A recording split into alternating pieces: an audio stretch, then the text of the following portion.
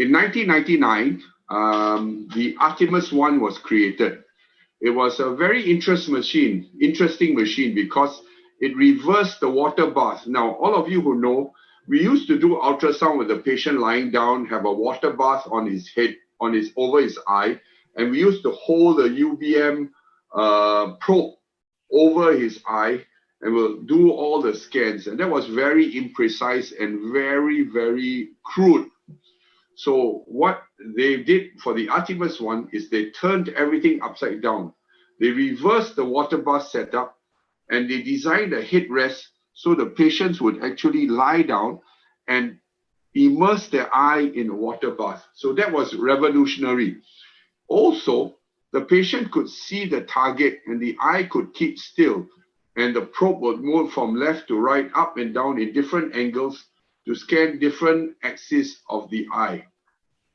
Now, I got involved with the Artemis 2 in 2006 because I started looking at implanting ICLs. And the most important thing about implanting ICL is the sizing. Now, I really enjoyed the Artemis 2, even though it was difficult to use, but it gave superb results.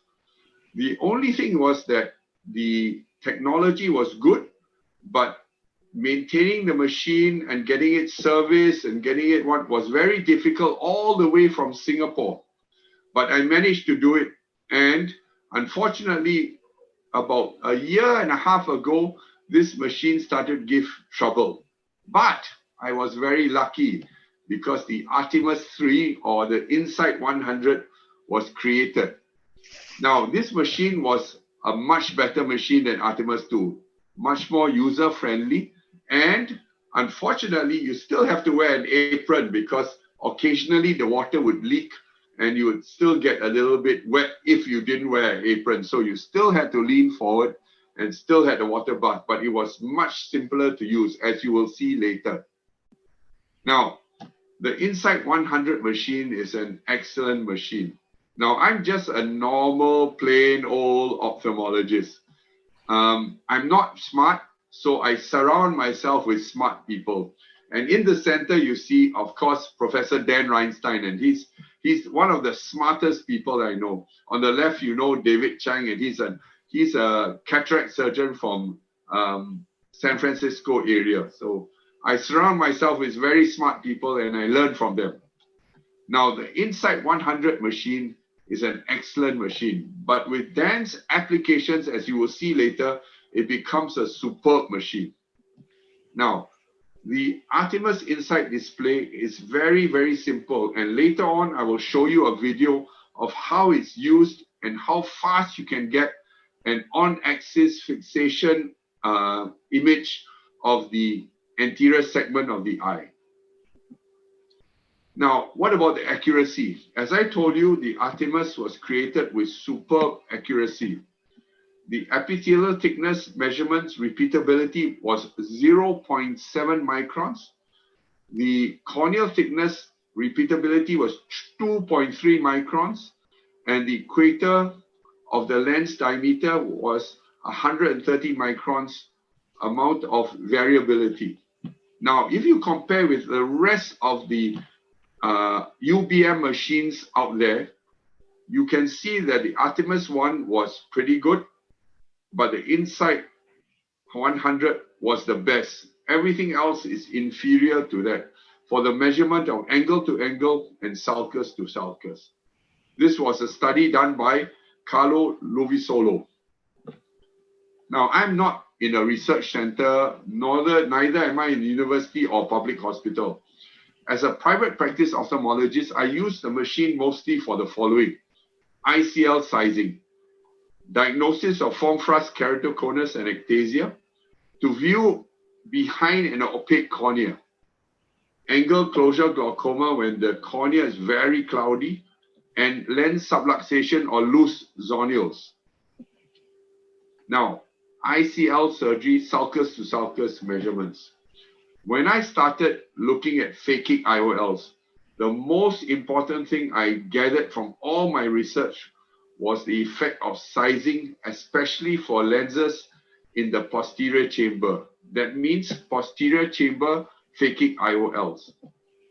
Now, if you look at ICL complications, and this was from the FDA study, you could see that there was endophthalmitis that occurs in every intraocular procedure. Cataracts, that usually occurs if your ICL is undersized and is lying on the lens.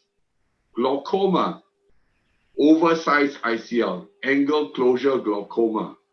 ICL subluxation, again undersized ICLs, and endothelial cell loss, not really in ICL implantation if you have a good surgeon, and it is definitely not a problem because it's not an anterior chamber phakic IOL. So overall, size is important.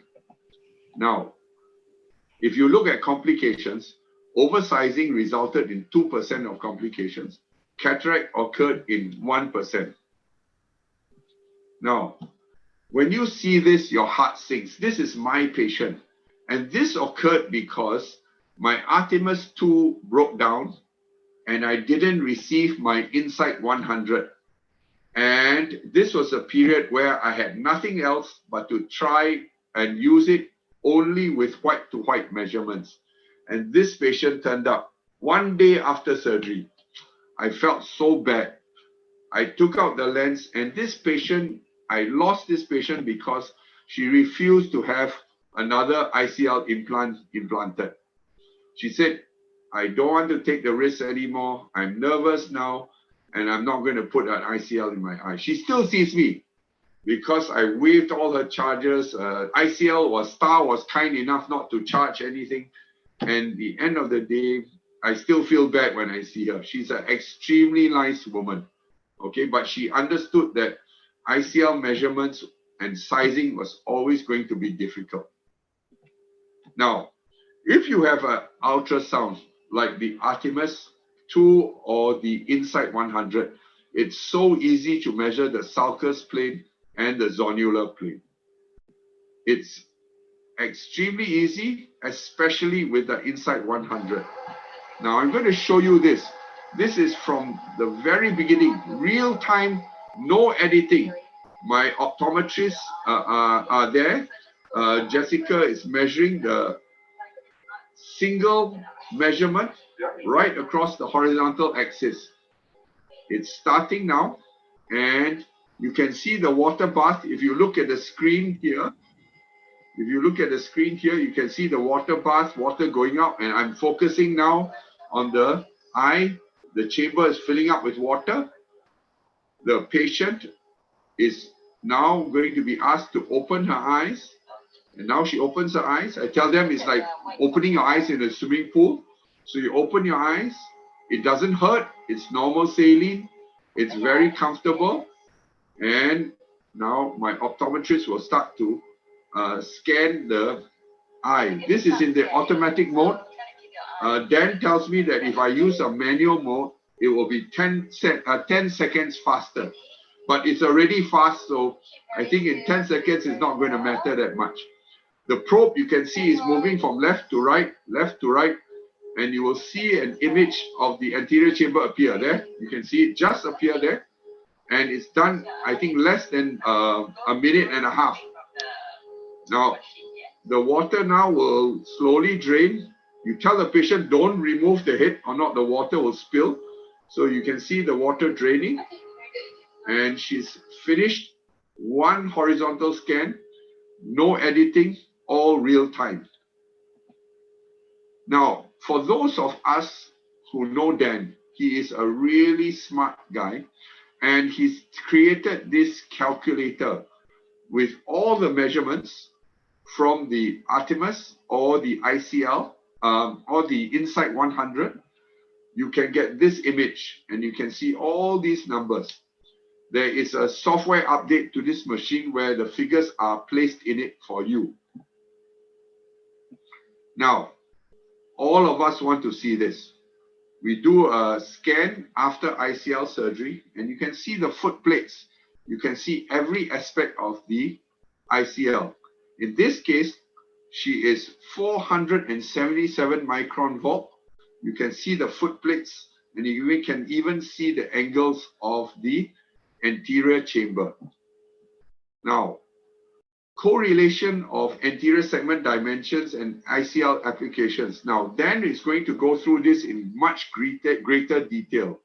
Suffice to say that there is a very poor correlation between white to white and STS, which is sulcus to sulcus. In other words, when they tell you white to white gives you this dimension of ICL you're supposed to use, it's not going to be accurate.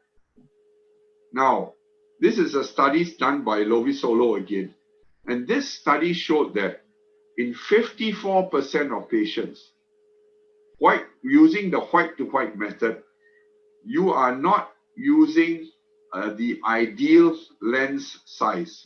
In other words, 54% of your patients would have got a lens size that is either too big or too small, but they are still okay, but not the ideal lens. So in 50%, less than 50% of the cases, you have put in an ideal ICL size. But in the remaining, you're now stuck with an ICL that's slightly too big and slightly too small, or very much too big or very much too small. Now, if you have less than 90 microns depth, you basically end up developing cataracts. So you have a theoretical risk in white-to-white measurement sizing of 36% of getting a cataract. Now, I did a small study myself for the Artemis 2 and the Quantel STS, and we found a relatively poor correlation for smaller diameter eyes. You can see that, or smaller sulcus to sulcus eyes, you can see that the Quantel underreads. And if you look at the bigger eyes, you can see that the Quantel overreads.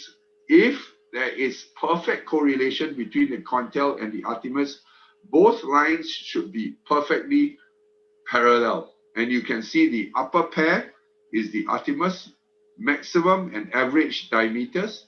And you can see the Quantel, average and maximum diameters. And you can see a rather poor correlation. Epithelial thickness measurements. This is what Dan is going to talk a lot about, so I'm going to skip through this, except to show you that in early keratoconus detection, you are looking for epithelial thinning. And I used their program inside the Insight 100 called the Reinstein Silverman Keratoconus Evaluation. And if you look at the patient here, you can see the topography on the right here, up here. It looks very suspicious. You know, is this asymmetrical astigmatism? Is there a small little cone developing? Well, I used his evaluation application, and you can see that there is a risk score that is in red that tells you that this patient most likely has early form thrust keratoconus. The other eye is relatively normal, but again, there is a risk score over here that is beyond the red bar. So in this patient, I did trans PRK with cross-linking, full cross-linking. Now, Dan is going to talk a lot more about avoiding ectasia from false negatives and false positives. You can also measure LASIK flaps with the Insight 100, epithelial flaps, and high myopic LASIK flaps. However, we all know that the corneal OCT is easier to use. But if you had to buy a machine, one single machine, then I would still buy the Insight 100 because it can be used for ICL, it can be used for LASIK, it can be used for a lot more things, glaucoma measurements, so you cover a lot of area. Whereas a corneal OCT can measure corneal OCT, and it has great difficulty measuring. In fact, it's impossible for it to measure sulcus to sulcus measurements. Epithelial maps from corneal OCTs are not as refined and not as accurate. And this is a patient who we measured the global epithelium over the whole eye, corneal stroma, corneal base, and epithelium, and all the rest of the parameters, as you can see. And it's very, very obvious that to see that the epithelium is thicker inferiorly than superiorly. Now, I never noticed this in my OCT maps. Until I saw this, then I went back to my OCT maps, and then you can see it, but it's very, very subtle there. Now, what's the difference between corneal OCT epithelial measurements and very high frequency digital ultrasound measurements? Well, the OCT measurements are found to be thinner, and because the measurement of the OCT includes the tail film, and the true difference is likely to be about 4 to 6 microns. Now, something that is out of the cornea but towards the back of the eye is lens subluxation and loose zonules. Now, in this patient, when I saw this patient, I could see that the lens edge was a little bit exposed, and I was wondering whether there were zonules or not. So, if you do an ultrasound scan with the inside, you can actually see the zonules, both anterior zonules and posterior zonules. In glaucoma, you can do a lot of glaucoma studies. I'm not a glaucoma expert, but I use this sometimes when I need to measure when the cornea is really swollen and cloudy. And you can see angle closure or open angle glaucoma or other features like a zipped up angle, as in neovascular glaucoma. Now, what about opaque and diseased corneas? I'm a trained corneal surgeon, so I see some patients like this. And I developed a very small designed, specially designed speculum. It's made by Inami, and it's really tiny, and it can sit right in the seal. So there's no leakage, and it doesn't interfere with the ultrasound scan. The size is really small. It's the size of an SD card, as you can see here. And this is the normal speculum in blue. This is my design of speculum, and that's an SD card. And this is a real patient of mine. This is a patient with very small open aperture because his eye has been ravaged by a squamous cell carcinoma of the cornea and conjunctiva. Now, I started with the last slide, very sorry, because I was running through my slides, and this is basically what I want to say. Very high frequency digital ultrasound scanning will make corneal refractive surgery, phakic IOL, and IOL surgery much safer. Thank you very much.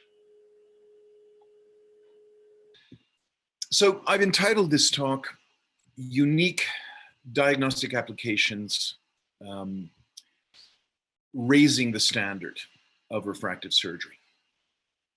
And my co-authors are Tim Archer, who's my research director at the London Vision Clinic, and Ryan Vita, who's our research optometrist. And I'm going to acknowledge many other people along the way as well. But without teamwork, people talk about my CV, but actually my CV is a great result of a massive team effort. My financial disclosures are that, I have been the lead refractive surgery consultant for Carl Zeiss Meditech for almost 20 years. And yes, I have patents that went through Cornell over to 2 different companies now, ArcScan, and I do have a financial interest in this device, although, I will tell you, I got a check for $175 last year from the Cornell Research Foundation. So I'm way ahead. The real value, I've invested, probably over $1 million personally in keeping my Artemis, my prototypes, and then my Artemis 1 working, awaiting this final moment when I finally receive the Insight 100, and now I can have technicians do all my scans for me. So I just wanted to fill in a little bit about the background. This is the rectilinear scanner that was used for tumors in Jack Coleman's lab. And we just replaced the 10 megahertz transducer, broadband 15 megahertz, with with this 60 megahertz transducer at the time. And this was Bob, one of the retina fellows at the time. And we were scanning, the eye. And I got interested in cornea because of the emerging field of refractive surgery in 1991. This is before any approvals. And no one else was interested or thought it was of interest to scan the cornea. But I thought it was quite fascinating to measure something that had never been measured before. And it turns out that the epithelium had never been measured before, other than one publication 10 years before in 81. Brian Holden was measuring it with a picometer, and he was trying to see whether there were epithelial thickness changes on contact lens wearers overnight. But apart from that, no one had ever measured the epithelium. I checked with the professor of cornea at Cornell if this would be of any interest. He said no.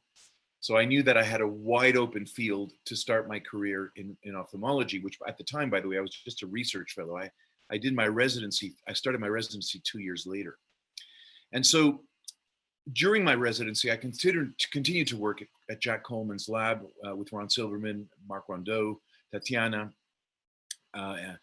And we built this prototype to do ArcScan to try and scan the whole cornea, because the original scanner only got 3 millimeters worth of cornea.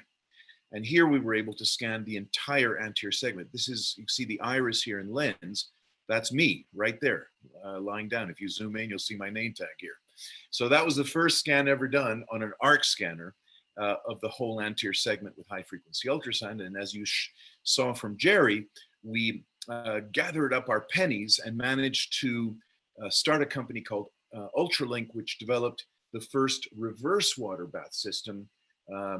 And the first time that we had a simultaneous infrared image with a Purkinje reflex on the cornea and a simultaneous corneal scan at the same time. So that was the first time that you were able to localize the position of an ultrasound scan visually. And of course, that was critical if you were going to use this for refractive surgery, because refractive surgery is all about being able to do things optically, which means you have to know where you are in the lens. There was an intermediate step, I'm going to call it. Jerry battled away with this Artemis II. Carlo Visolo had one of these in Milan, which is how we did our early ICL studies. And thankfully, here's the team, by the way. This was just last January, so this year. Ron Silverman, Tatiana, Marc Rondeau, myself, and the other half of the team on my end, Ursula here, my wife, who, obviously always in the background, but she really made it possible for me to work twice as hard. And here you are. So we have this FDA and CE approved device now in Asia. It's approved, and we're Formula One now, because this thing can do basically anything you want. It can scan in 6 degrees of freedom. It could do a spiral scan. It could do a straight, then curved, then straight scan. It can follow any contour of the anterior segment. So it's really designed for anterior segment surgery, because there are too many curvatures in the anterior segment to be able to get one scan shape to work for all scans. And so as you'll see later, we're able to scan the lens because it's able to do different angles at different stages and put images together.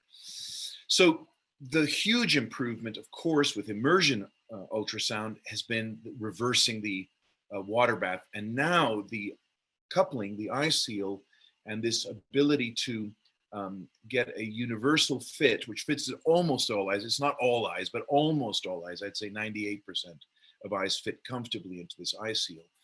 And the fact that we can have a very small amount of saline introduced and make the coupling very, very easy and very, very quick, as you saw from Jerry's video. This is really the way that we brought immersion ultrasound to the people. Because to bring it to the masses, you have to get past the enthusiasts, like Jerry. You have to get this thing into the hands of general clinics where technicians are going to be doing the exams. And there can't be the necessity to have a year's ultrasound training with certification in ultrasound before you're able to do one scan. Now, this is our video, which we showed at ACOS. We edited it to make it 20 seconds, but essentially these are the time breakdowns of how it is to do a scan. It takes 2 minutes to do one eye, and it takes 10 seconds to fill to get the coupling and then adjust the head, 15 seconds to fill, 30 seconds to get the ranging, 14 seconds to actually do the scanning, to drain the fluid, 5 seconds to give the patient a tissue and sit back and get ready for the other eye. So our technicians can actually get through, they bring the patient into the room and do these scans, within, I don't know, 10 minutes, the patient's in and out of the room already. And that sounds like a long time, but compared to what it used to be, it's very little time. And as we were discussing just now, if you asked a patient, would you like to spend an extra 10 minutes with your eye in the eye spa with the saline in order to get better sizing of your ICL with a 1% exchange rate? Or would you just want to just wing it and we just see if you get it without the water bath? I don't think there's a patient who's going to say, let's just wing it. Knowledge is power. Now, I want to be clear that OCT has a huge clinical space and a lot of real estate in my clinic. I was obviously the first to measure epithelium, so these companies that are starting epithelial mapping obviously always come to me, and yes, and I don't consult for any of these. I mean, I'll say I don't consult for Zeiss Dublin that developed this machine. So I don't consult, the answer is I don't consult for any of these companies, but I have helped all of them for mapping. Even though that would be, you would think that would be contrary to my financial interests in ultrasound. I don't have a financial interest in ultrasound. I have a financial interest in giving the patient the best possible safety. And epithelial mapping is critical, I think, to refractive surgery. And so I have, as you can see, 12 OCT devices that can measure epithelium in my clinic. So I'm not against OCT, but I do want to show you the context. The context is that if we think about applications in 4 sectors, obviously epithelial mapping is one of them. We'll go over some of those. There's the intrastromal corneal interface detection. That's another application.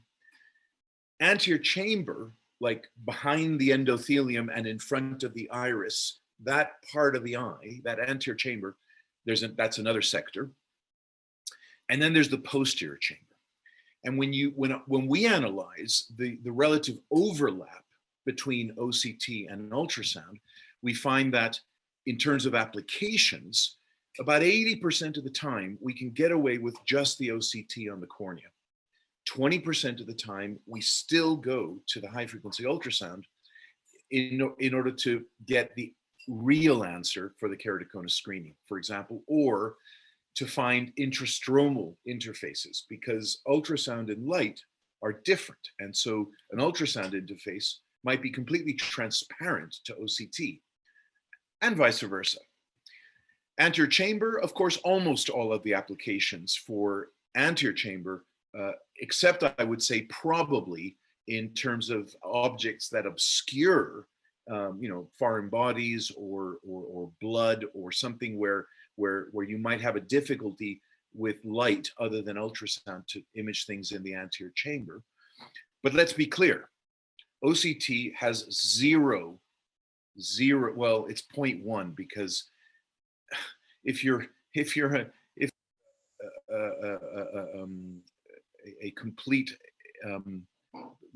iris is completely devoid of melanin, then you can scan with an OCT behind the iris, but let's call it 0%.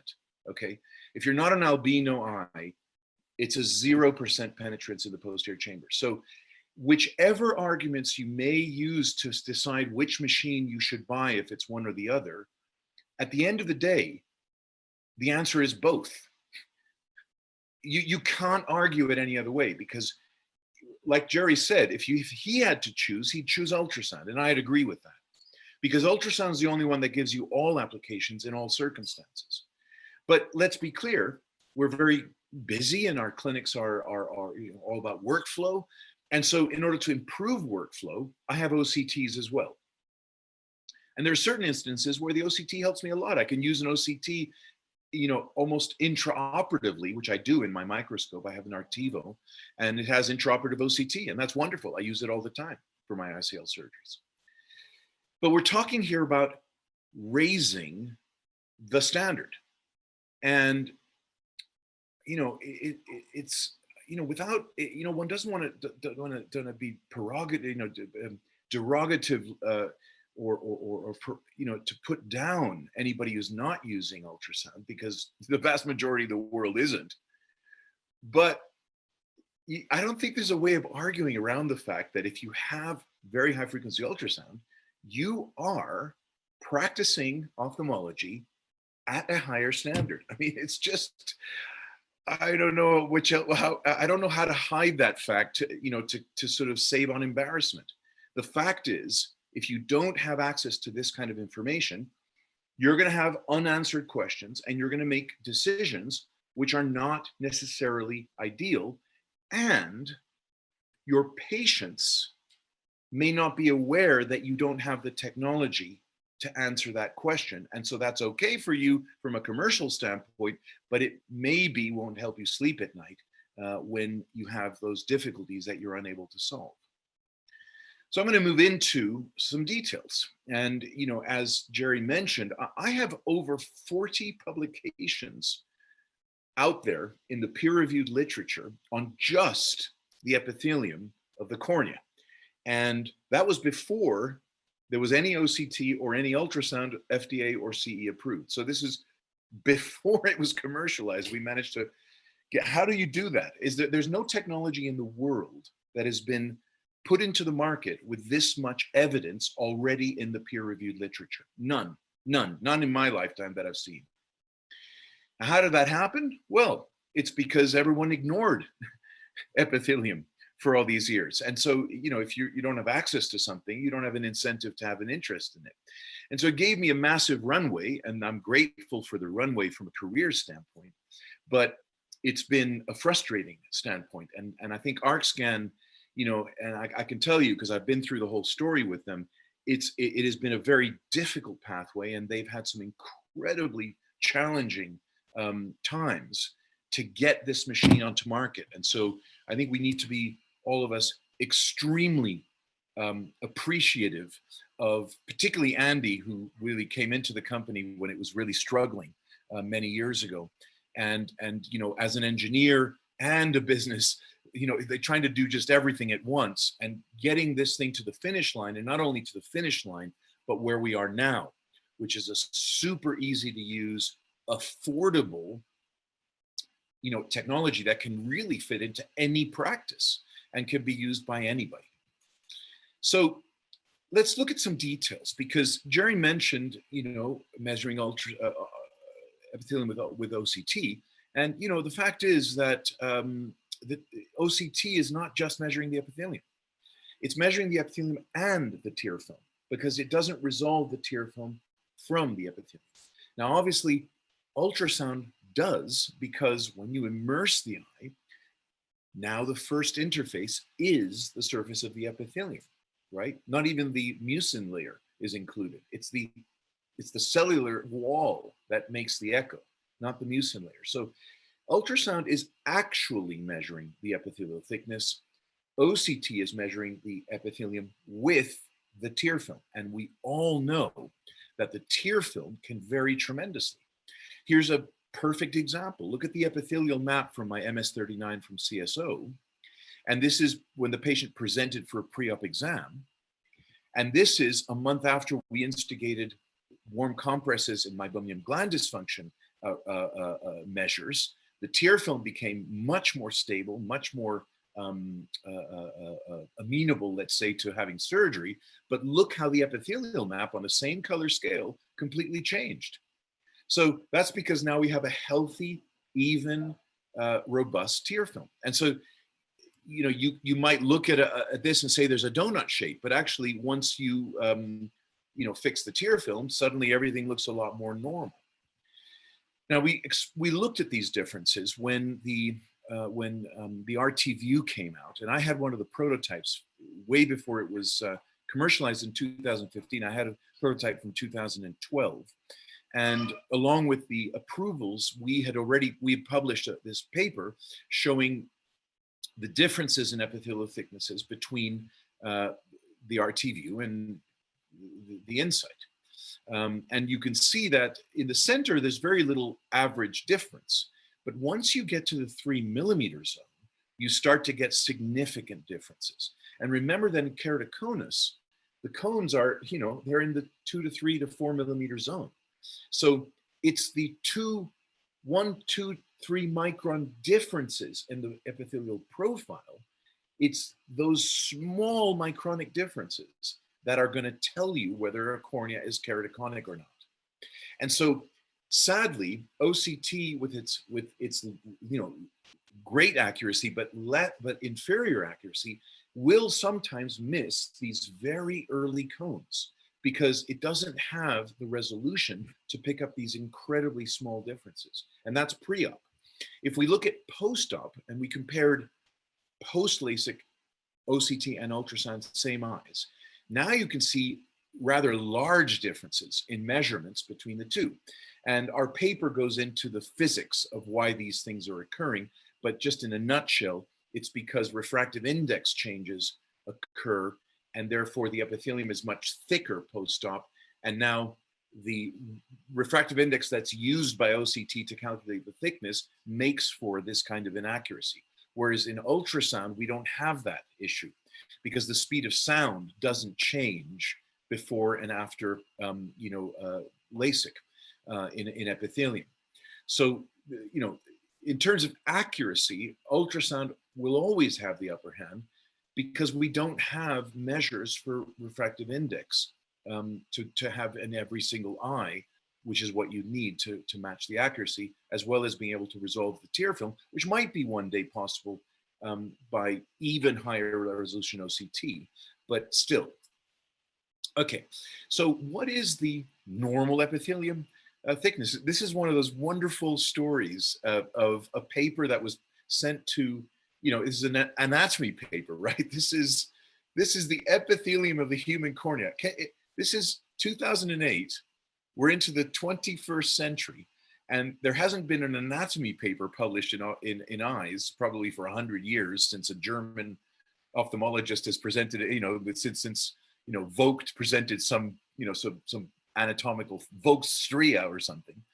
And here we are with an anatomy paper, and I thought, well, I can't send this to just a specialist journal. I've got to send this to ophthalmology, because ophthalmology is like, this is anatomy. This is real. This is big. After a 6 months back and forth with reviewers who were, just not conversant in ultrasound, and despite the senior section editor, he basically went with the reviewers, and I was really, I kind of said, okay. I sent this to George Waring when he was editor of the JRS, and I said, look, here are the reviews, and here's the paper. What do you think? He said, I'll accept it right now. I've got the reviews. I don't have to re-review it. I agree with all of your rebuttals. And it was published a month later. This paper has cost ophthalmology a lot of, what are they called? What's it called when your paper is referenced? Citations. What we found was that the epithelium is not one thickness, as is in all of the textbooks. All the textbooks say that the epithelium is a uni-thickness 50 micron layer. And we found that the center was about 50 microns, okay, but we found that there was a 6 micron superior to inferior and about a 1 micron nasal to temporal difference, and that the pattern was mirrored. It was different from right and left eyes, but it was the same in a mirrored fashion. And all of this is explained in my lectures on epithelium, but needless to say, it's all to do with eyelid anatomy and how the eye blinks. We blink 10,000 times a day, and how the chafing and how the forces work on the epithelium. Jerry mentioned our Ortho-K paper, which shows that if you change the eyelid for a hard lens, you move the epithelium around in a different way. So the eyelid has a very important function in determining the epithelial thickness profile. So I want to really concentrate on the keratoconus screening thing, because as you can see, we published these papers quite a few years ago now, but we've been using them since 2004 when I first had the idea. And I'm going to go through the theory of this. It's quite simple.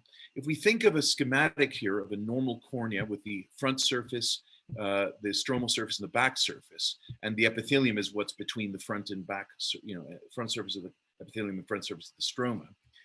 In the case of keratoconus, where the front and back surfaces are bulging, what we know is that the epithelium compensates for that bulge. And so you get thinning of the epithelium over the cone, and you get a relative thickening around that zone, which makes it look a bit like a donut shape. And that's what we normally see. But you see, what we, the step forward was to understand why it was that we were still arguing on the podium as to whether the ArcScan was better than a relative, just an anterior segment, an anterior surface topography for detecting keratoconus. And those of us were saying yes, because the back surface changes first. And you had all these people saying, no, it doesn't, blah, blah, blah. And we were both right. We were both right. The back surface can change first because the epithelium can completely absorb earlier changes of the front surface of the stroma. So we were right in that the front surface topography doesn't change, and the others were right without realizing it, that it was the stromal surface moving forward, but not visible because of the epithelial compensation. So the compensation can be complete, and therefore you can get an absolutely normal anterior surface topography in a keratoconic eye. And when you think that these back surface abnormalities are so small now, because they're being absorbed by the epithelium fully, that they may be lost in the soup. You have an algorithm that tells you, oh, that bulge in the back surface is really keratoconus. Well, if it's really small, the algorithm might say, low probability. But if you look at the epithelium right over the spot where the back surface is elevated, now you've got confirmation that the back and front surfaces are yoked and that there's an extrusion, and therefore the epithelium is the decider in these early cases. And I will show you how just incredibly sensitive the epithelium is at doing this. Now, I was showing this for a few years and I was completely ignored again, as one is. And, Schopenhauer said that the 3 stages of truth are that the first stage is that you're completely ignored. The second stage is that you're violently opposed. And the third stage is accepted as inherently obvious. And we're at that stage now because it's obvious that the epithelium will hide cones. But here is where OptoView started their program on epithelial mapping, is when I did a study showing that you could have epithelium that was thicker inferiorly, and it was the epithelium that was providing the inferior steepening on the topography, not the stroma. And when I showed that, and I showed that you actually had basically a pseudo keratoconic topography, and we did a 1,500 eye study where we showed that basically our LASIK, we showed that we could exclude keratoconus 84% of the time that the topography was abnormal. 84% of the time we could do LASIK on that patient because we had proof that it wasn't keratoconus. Suddenly, because your LASIK volumes increased by 7%, that means money, and money means you should have a device because it can make you money. And that's when OptoView started their epithelial mapping on OCT. Of course, we were kind of a little behind the curve here commercializing it because this device is a lot more complex than an OCT, and cheaper, by the way. So kind of paradoxically. But we'd gone through the phase of showing that the more severe the keratoconus, the thinner the epithelium over the cone, and the thicker the surrounding donut is.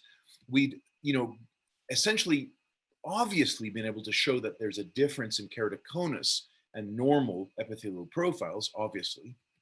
But the question was exploiting this. And so Ron Silverman and I applied for a NIH grant. We got several $1,000,000 to do this. It was a very difficult project. Fred Litzy is one of the last papers he was on. He was one of the geniuses of ultrasound science in the world.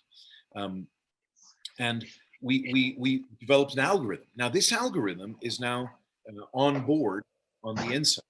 And as you can see, the sensitivity, the pickup rate of keratoconus, and once it picks it up, the specificity is higher than any tomography device in the world.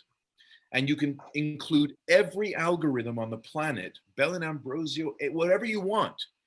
They don't have this sensitivity and specificity. And the reason for that is that if you can measure the epithelium with 1 micron precision, you can detect focal changes in the epithelium that shouldn't be in that region in a case where 1 or 2 microns difference on a front or back surface is going to get lost in the soup of the noise of topography and tomography. So it's very clear why epithelium is more sensitive. And now it's just a question of people, incorporating it into their practices. So and this by, I'm just pointing out here, this is detecting epithelium. Like if you were just screening for refractive surgery, only using epithelial maps, not using any topography, you'd still do better than with topography and tomography, which is, quite amazing if you think about it.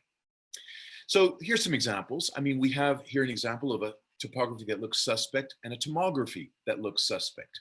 So it's suspect, the atlas is saying it's 72% normal, but we all know that looks a bit weird. We look at the back surface on the Bell and Ambrosio, and indeed the BAD is quite high, and now we're thinking, well, this probably is keratoconus. But here you go. Here's the high frequency ultrasound map, of course, 10 millimeters of epithelium. OCT never gets 10 millimeters, maximum maybe 8 or 9. But there you see the thinning, the focal thinning over the point where the back surface is elevated. And here's an example where the OCT has been good enough and we didn't have to do an ultrasound. We didn't have to do an ultrasound. But here's an example where you have normal topography but suspect back surface. And here is completely normal anterior surface. I mean, other than the fact that the keratometry is very high. In a patient with 20/16 vision, although a high myope. But this is the back surface of this cornea. And the BAD is huge, right? It's like alarm bell, 15 alarm bells, keratoconus, right? But here's the epithelial map of this cornea. And you can see that there is no focal thinning over where you would expect there to be, a donut, and like none. And here is the RSK, the Reinstein-Silverman keratoconus algorithm. And you can see that we, with the epithelium, can be very confident that this is not keratoconus. The back surface is in a weird shape for a different reason. Who knows? Maybe it's Fuchs, maybe it's something else, but it's not keratoconus, okay? So this is an extreme example. Here's another one, but this is the scary type. This is the part where you say the ectasia without a cause. So you have normal topography, totally normal. You have normal back surface, according to the algorithms, totally normal. But the epithelium shows focal thinning, okay? Focal thinning. And the standard deviation map, in other words, the pattern deviation to the population shows, actually, this is thinner inferiorly than expected. And the RSK is no ticket for corneal refractive surgery. Actually, as Jerry showed earlier, rather, why don't you preserve this patient's vision by a transepithelial cross-linking or a cross-linking, and then put an ICL in using your high frequency ultrasound device to get the highest safety for sizing. So these are the, oh my goodness moments, right? Where you're like, whoa, I just saved myself a huge headache, and I just saved a patient years of rehabilitation. So this is an incredibly old slide. but this was what I was using to argue back then in 2006. I was saying, look, you can have totally normal topographies and donut shapes under these topographies, and you can avoid ectasias in these cases using the difference between epithelium of keratoconic and normal corneas. But you can even better, from a commercial standpoint, in terms of justifying the expense of ultrasound and the hassle, you have keratoconic suspects from topography that can be excluded from having keratoconus. And you can go ahead and do the case by exploiting the differences in epithelial profile differences. So again, you know, it can't be emphasized too much how powerful this is. So I'm going to go through a quick little application which has enabled me to do a hell of a lot less clear lens exchange on hyperobes. And that is the fact that the epithelium changes as expected, you know, thinner over the steeper area and thicker over the carved out area of a hyperopic ablation. But I'm going to show you how hyperopic LASIK has been made way safer by epithelial mapping than by just looking at keratometry. So here's the post-op the maximum simulating K post-op. And obviously the epithelial thickness is thinner the higher the K. And the donut part is thicker the higher the K, obviously. But look at this example. Here's a patient who has a keratometry of 40 micron, of 41 diopters. But the epithelium is already at 26, and we know that the epithelium starts breaking down at about 21 microns. So doing an enhancement of a +1 in this patient is not possible. So it's contraindicated. And yet, from the standard rules, you would say, oh yeah, I can do a +1 in this undercorrection because the cornea is still flat. But you'd be wrong. You'd be creating an apex syndrome in this cornea. Likewise, here's a very steep cornea where it's not 50 yet. So you say, oh, look, I can do an enhancement. It's only 49. I can go up to 50. And the answer is no, you can't. The epithelium is already minimum at 26. On the other hand, and this is how our paper was born, here's, you know, a SIM-K, sorry, I can't, SIM-K of, sorry, I'm just taking my image out of the way here, of 52 with an epithelium of still 36. And I can certainly do a +1 enhancement on this eye, no problem.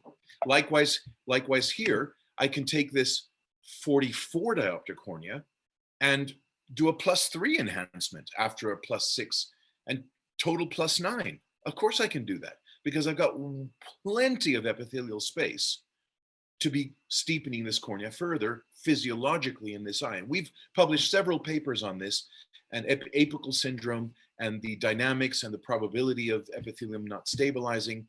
So we published almost 800 eyes with 2 years follow-up, +4 to +7. And we demonstrated the same accuracy and the same, and actually better safety than clear lens exchange, because clear lens exchange has a 2 to 3% loss of 2 lines because of capsular and IOL, you know, issues, optical issues. We get better safety, if you like, with LASIK than we do with clear lens exchange and high hyperopia, but only because we're using epithelial mapping. Super accurate, cylinder control is excellent, you know, cyclotorsion control. And it's all because it's to do with the fact that a flat cornea with thin epithelium can't have an enhancement, and a steep cornea with thick epithelium can have an enhancement.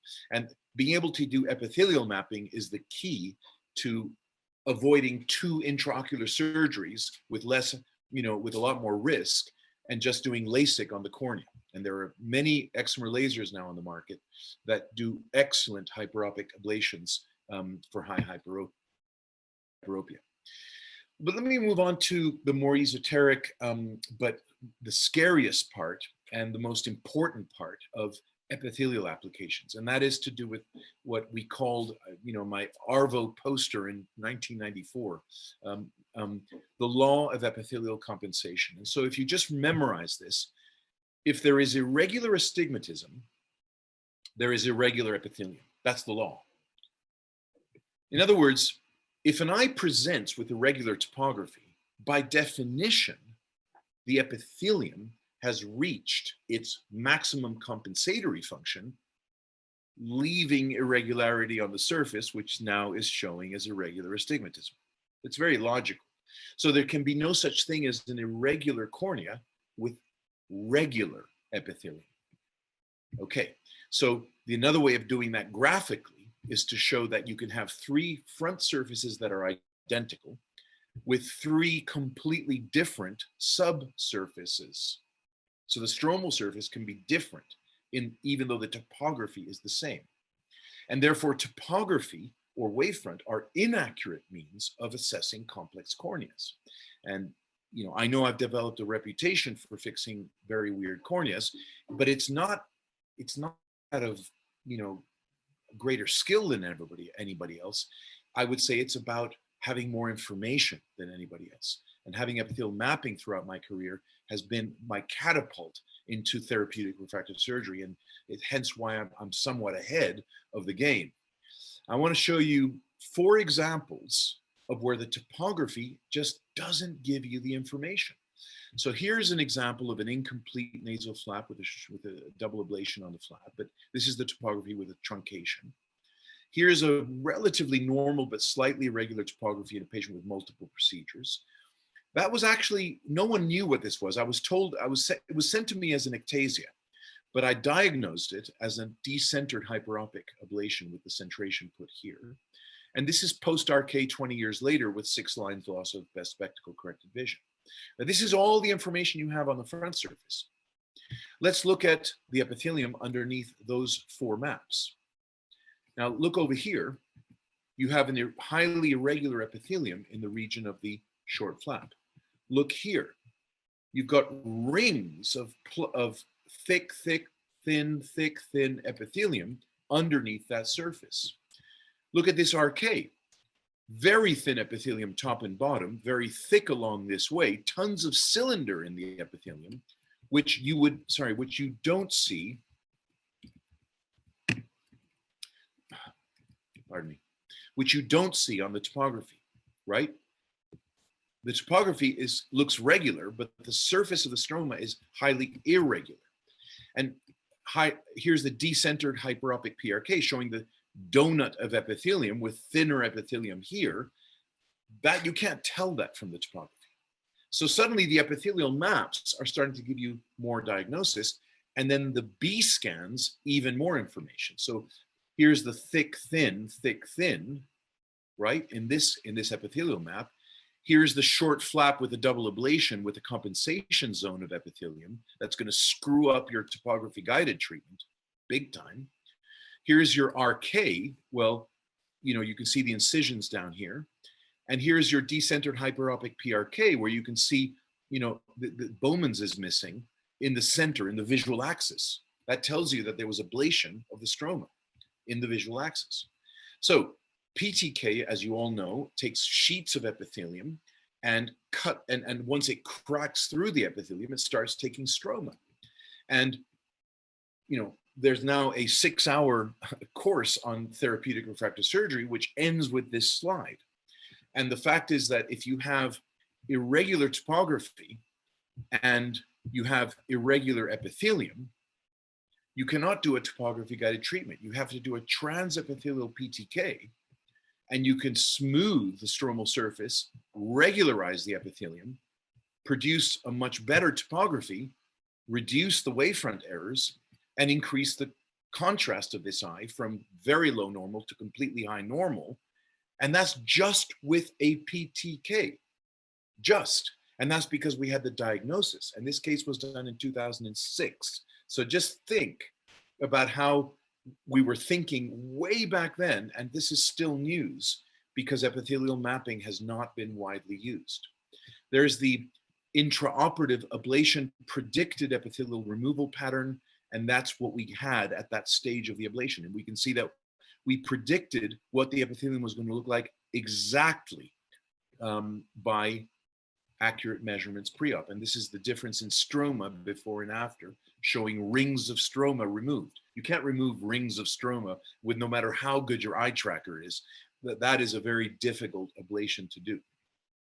And I'm going to finish off with this section with our Louvre gallery of our of our beautiful tableaus of PTK. And this is just PTK. So highly irregular short flaps regularized. Sorry, this is a highly irregular surface here, regularized with one PTK. Here's the other eye of the same eye, highly irregular epithelial thickness pattern, regularized again. And this is what the patient saw before surgery with their best corrected around the light. They drew this. And this is after one PTK, now they're drawing this. So again, not topography guided, not wavefront guided. So the opposite of what a lot of the companies are making you think that, oh, this fixes all the problems. It's like, no, it fixes all the problems unless the epithelium is irregular.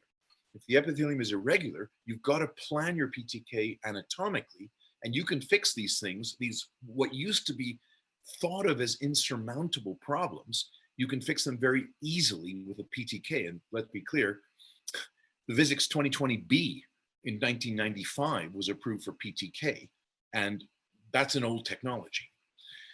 Here's an example of a central island. There was a drop of water on the ablation. It was an inexperienced surgeon. He did all the ablation on his Vizix, and he got this topography post-op. And the patient arrived, and we mapped his epithelium, and with a transepithelial PTK, one go. I mean, we didn't completely get rid of it, but we got rid of it on the surface, and we completely regularized this horrific topography. And now we were able to do another treatment to be able to give the patient the vision that they wanted. That's the difference map of a transepithelial PTK, not a topography guided treatment. And here's another example of a horrendous topography regularized beautifully with this difference map, and the difference map showing exactly the mirror image of the pre-op by looking at the epithelial profile. So, you know, I could go on forever about cornea and epithelium, and I do sometimes.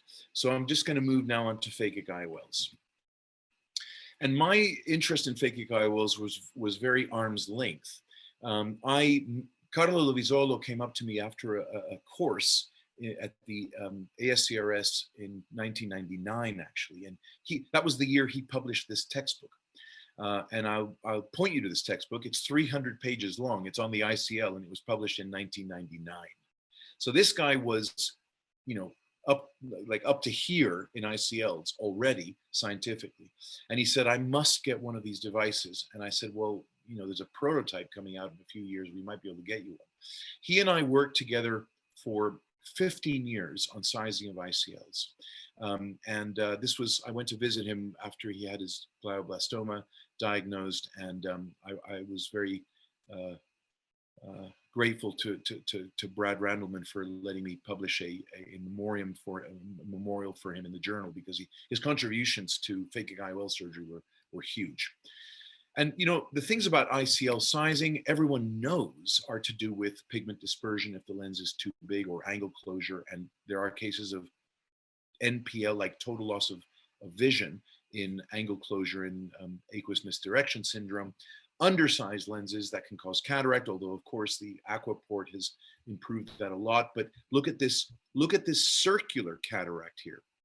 In the case of a high myopic ICL that was touching in the mid-periphery, but not in the center.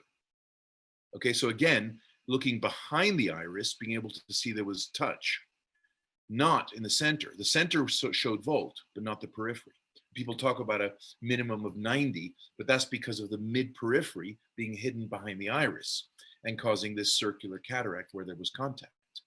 So yes, the central port has improved things, and that's great. But you know, handheld ultrasound for sulcus measurements has become a standard of care. And if you have an expert user, someone who really knows how to get accurate measurements, you can put this eye cup in, it's to lie the patient down and get sulcus to sulcus measurements.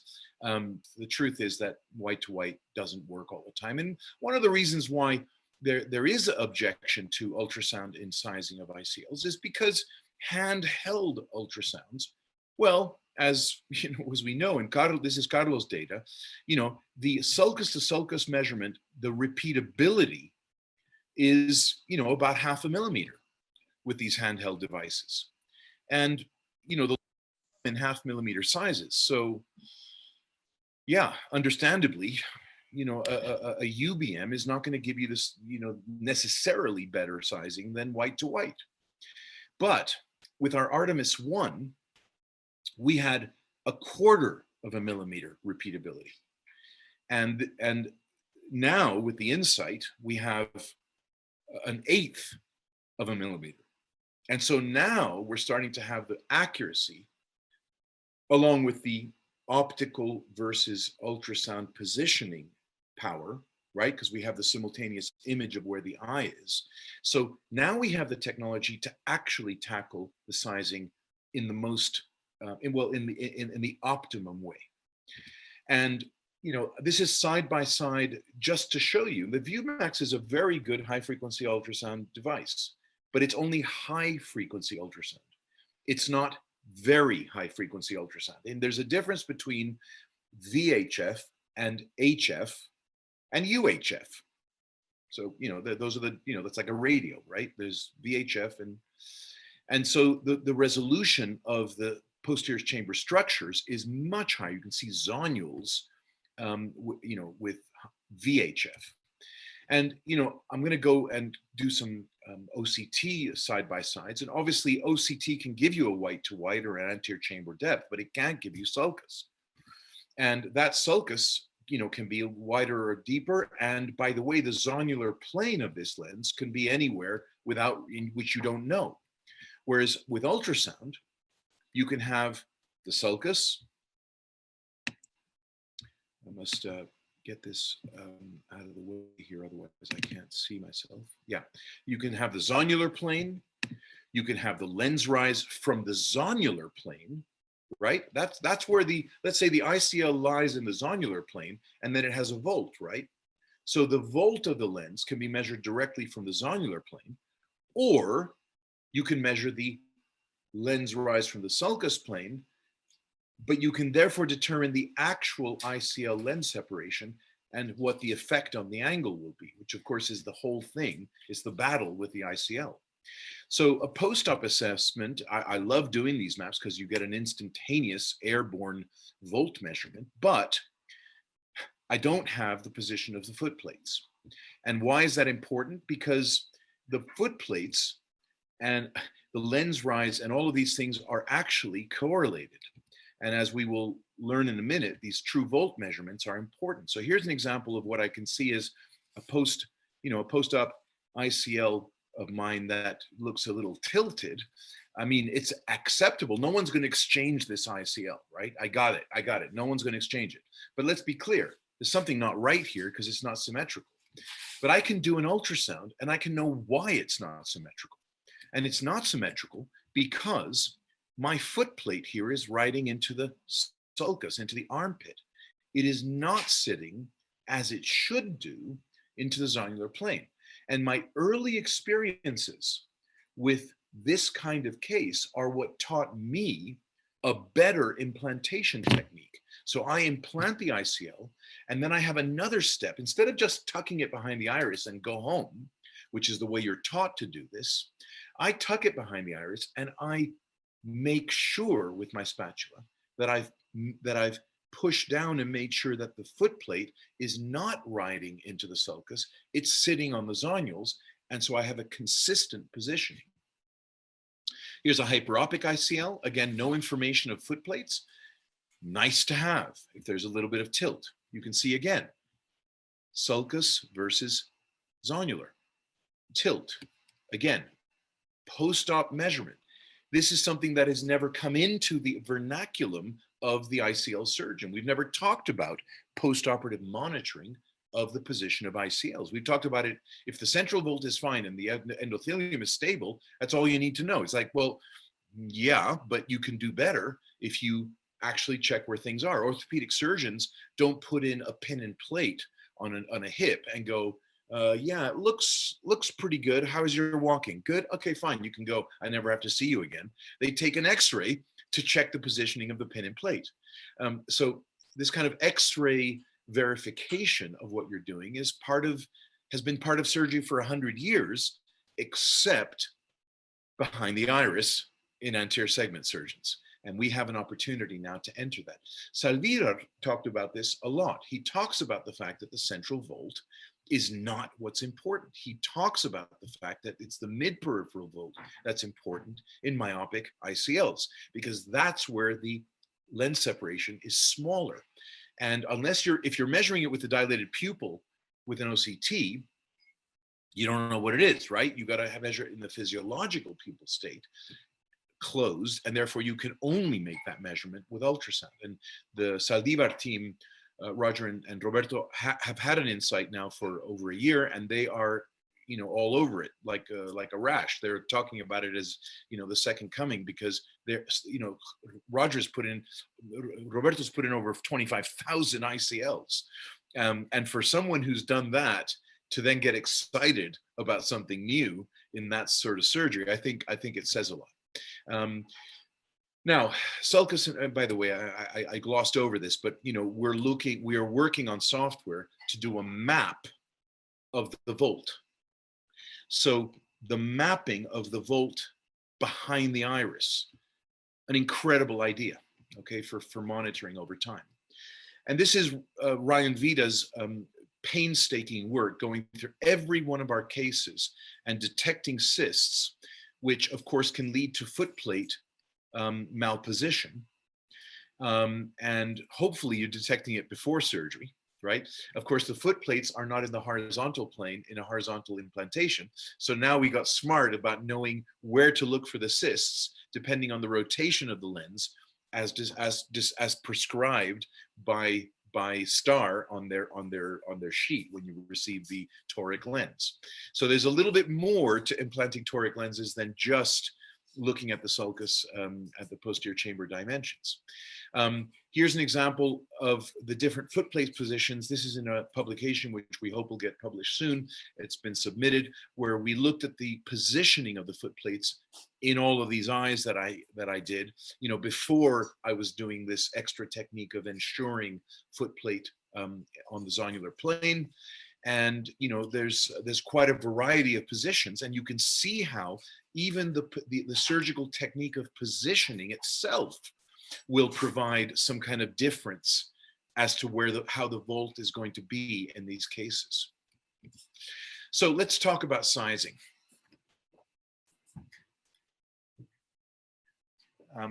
And essentially here, let's go through it. Historically, we know that white to white is the standard. We know that in Switzerland, Gomvers published the fact that less than 90 microns is a higher risk of cataract formation. And we know that STAR has made the efforts to do multivariate regression analysis of ordinary terms, like the keratometry and the AC depth, which can be derived from any machine, in order to improve the sizing of the ICL. But we also know that the correlations between the white to white and the sulcus are, they're good, they're statistically significant, but they're not sufficient. And how do we know that? Well, here's the study that I did with Tim way back and published years ago, over 10 years ago. And we showed that predicting the sulcus from the white to white, the chances of an error of 0.5 millimeter, which is one size lens difference, is 38%. If we use, at the time, everyone's saying, oh, you use OCT and use the angle to predict the sulcus.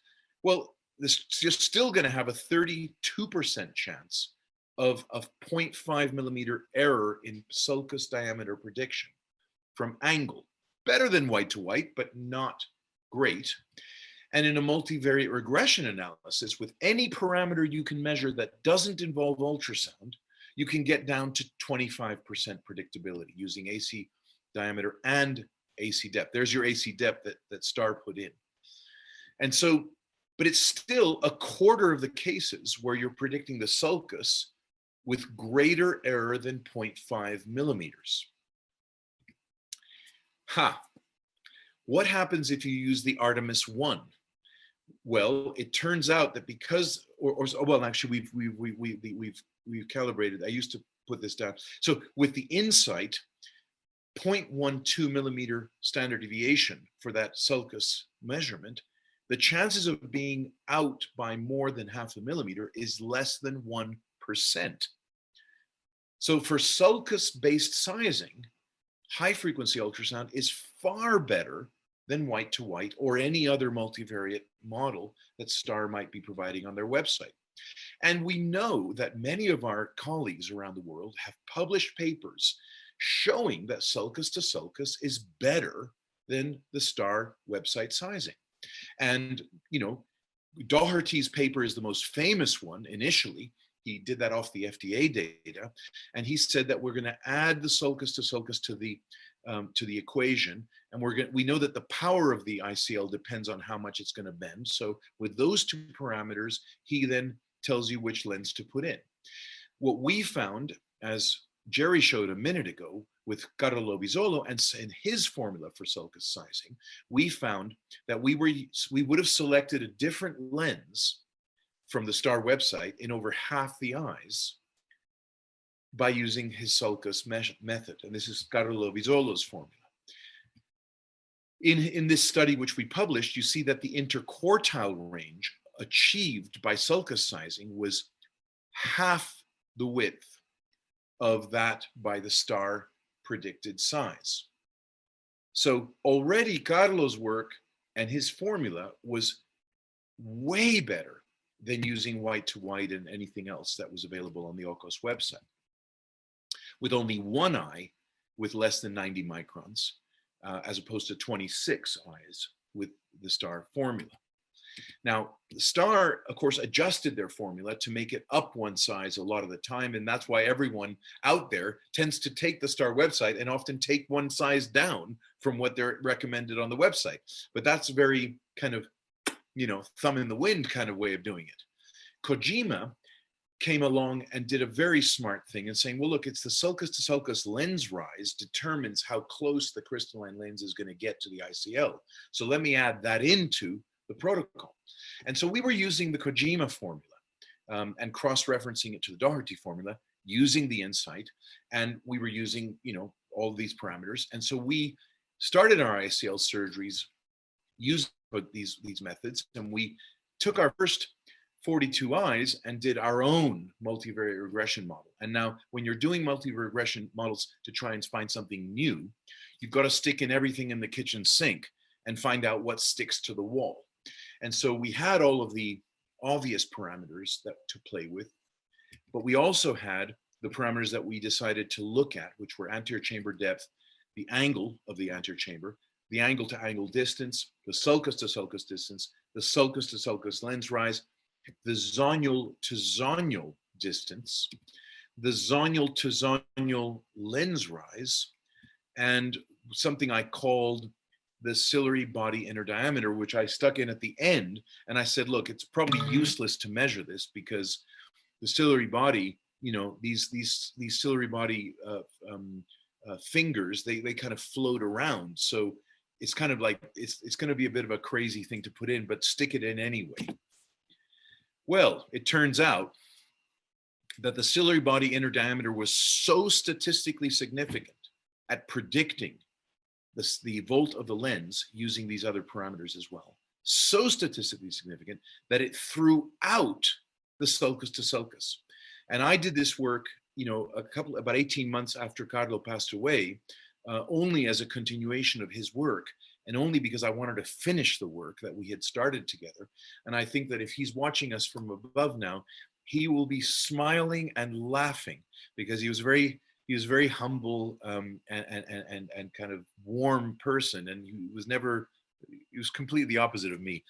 He was very nice, and he would just be so pleased that we finally reached the point where we were able to predict things this way. The other thing which I realized we had never done is that, you know, all of the formulas tell you which lens to put in. And based on the Saldivar principle, I was like, well, forget about an equation telling you which lens to put in, because which lens to put in is not just a clinical decision based on lots of other parameters. So what we said was, let's not tell them which lens to put in, like it should always be 500 microns. How about you give the formula showing for any of the sizes what volt you'll get? And that way the surgeon can decide whether, if in a deep chamber, he might want, in a young patient, he might want to choose the 12.6 to get more volt than in a, let's say, 39-year-old where it's a 2.9 chamber. He's going to probably choose the 12.1 in the same geometrical eye. So now we're moving into customization of volt. So not just reducing the exchange rate, but moving to another phase, which is forget about the exchange rate. That should be zero. Let's talk about customizing the volt. And so our results were as follows. This is the interquartile range, 700 microns or so, that we achieved using the Kojima formula. This is what would have happened with the star. And of course, we see that with Doherty and Kojima, it's about the same. So using very high frequency ultrasound gave us almost the same as using high frequency handheld ultrasound with using these sulcus formulas. But we showed that in about a quarter of the eyes, our model would choose a different lens, 2 sizes different from the STAR website. And that's, you know, a quarter of the eyes, 2 sizes different. I'm not talking about whether those eyes would have needed an exchange or not. I'm talking about what would be ideal rather than, you know, dangerous. And so if we analyzed our data using our model before we started doing it prospectively, we found that the model would, at best, could provide a huge improvement in the interquartile range of the post-op volt. And so we did this. But another thing that we looked at in our series was that the lenses that we chose, we noticed that they were not normally distributed. And in fact, you know, see, in a normal distribution, there's a mean, but here there isn't really a mean. Well, there is a mean. It's between 12.6 and 13.2. And so it turns out that the STAR does not provide a lens size that's actually the average eye. It provides one that's slightly larger or a bit more than slightly smaller than the average eye. And what would happen, we modeled this, what would happen if STAR provided a lens in the middle, 12.9? And I'm going to take credit for this. We're the first people to have suggested this. If there was a 12.9, the distribution of lenses we would have chosen would have been a third of the time we would have used a 12.9 and not got slightly higher or slightly lower than we would have wanted to predict. So, you know, this is probably space that we're hoping STAR is looking at and, you know, going into the idea of building a lens that's 12.9. You know, biotech that has a pretty much a copy of the ICL, it's out of patent, so now you can copy it. And biotech have a lens that's the 13, and they just arbitrarily made a 13.0, not that they'd seen this talk. So their lens actually does have an average size. And I think it leads to the fact that people like Sri Ganesh, who's been putting these in for the last 2 years, and he does a lot of ICLs, has had no exchanges in 2 years, and that's using sulcus to sulcus sizing. But let's show you what happens if we use our formula prospectively. And this was blindly the first set of eyes that we did, the first 34 eyes done with the formula without any adjustments. And we had 90% of the eyes within 300 microns of predicted. Over half the eyes were within 100 microns of predicted volt. Now that's interesting, given that there were these patients, these 2 patients in both their eyes ended up way out of whack, oversized. They didn't require exchanges, but they ended up oversized. And we looked at those cases, and we looked at some other cases that have been done since of the same kind. And we've now actually got new parameters on our, it's in the new version of our website of iclsizing.com, where these patients, these 2 patients would not have been oversized because of some jiggling of our parameters that we were managed to do once we got these outliers to come in. So these are the results that we have now.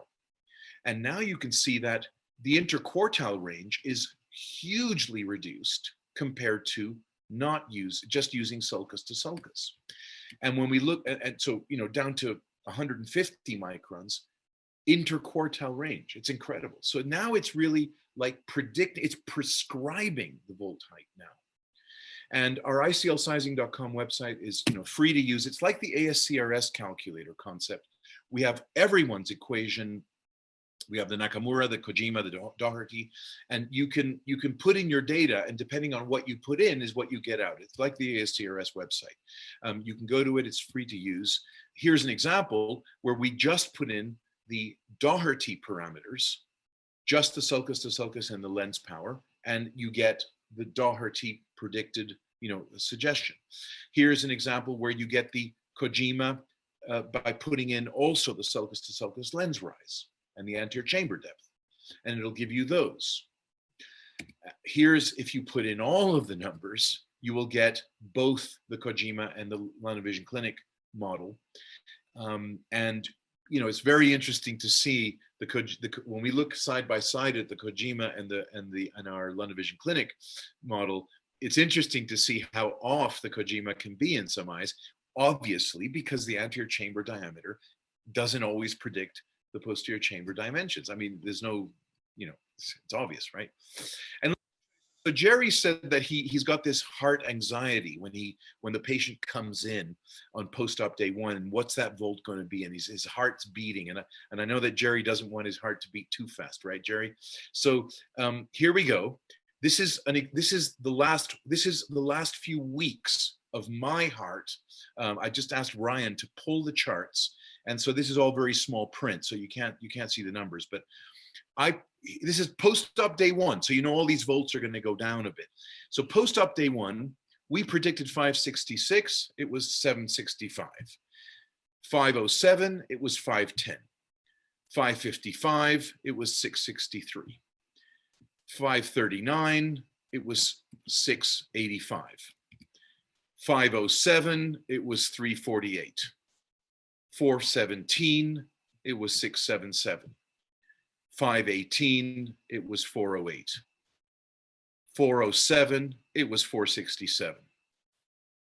And that's how it goes in my clinic on post-op day ones of ICLs. I love post-op day one with ICLs because it's like you're betting on a race where you already know the answer and you win every time.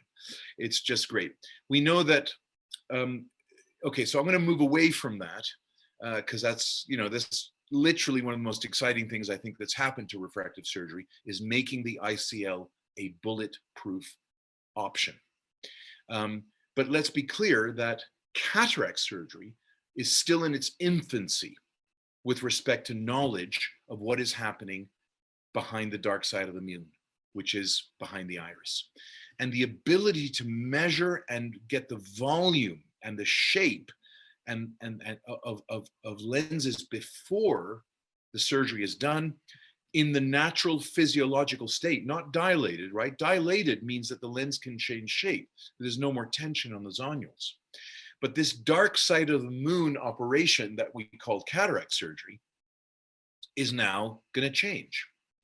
Now, because we can make very accurate measurements of the lens dimensions, things like accommodative lenses that go in the bag, well, different sizes bags will have different mechanical advantages or disadvantages with different size accommodative IOLs. So all of these things that kind of worked but then didn't, all those mysteries as to why this accommodative lens works sometimes but not others, possibly solved by knowing lens dimensions, equatorial diameter, volume, all of these things can now be measured pre-op. And this high resolution lens imaging is now, I would say, the forefront of cataract surgery. Because being able to determine the zonular plane in advance of surgery, in the case of where there's a very large lens, where the AC depth is foreshortened, and the lens is so fat that the centroid of the lens might not be in the right place, and so your Olsen formula is going to possibly be an outlier. And it doesn't matter what regression formula you're using. If you're not able to chart the zonular plane, you may not have the ability to predict IOL power as well. And Zeiss and I are starting a study pretty soon. Dr. Kretz in Germany is getting an insight. I'm hoping to entice Jerry on this, but being able to do pre-op and post-op measurements and then trying to see about zonular plane prediction for IOL power engagement is going to go way ahead of doing intraoperative aberrometry, because all of that takes place outside of the operating room and doesn't involve pressurizing the eye and trying to make it look physiological when you're making your power calculations. Here you've got a pre-op physiological measurement that can then dictate what IOL you're going to put in once you're in the operating room. This ELP is the elephant in the room of cataract surgery.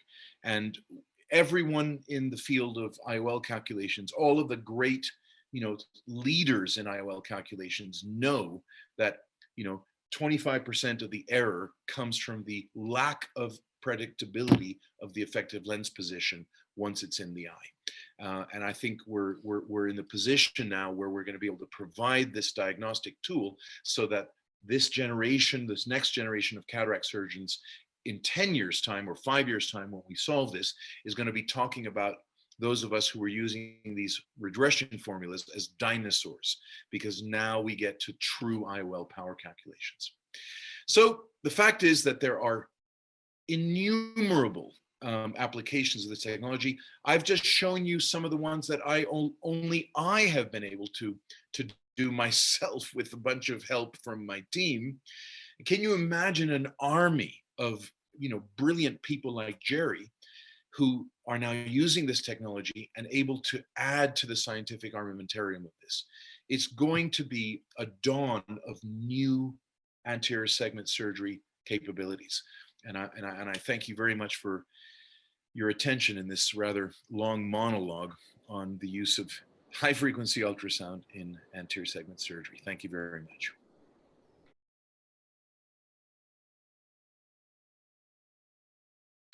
Well, the thing is that I think everybody was kind of jealous, to put it very frankly.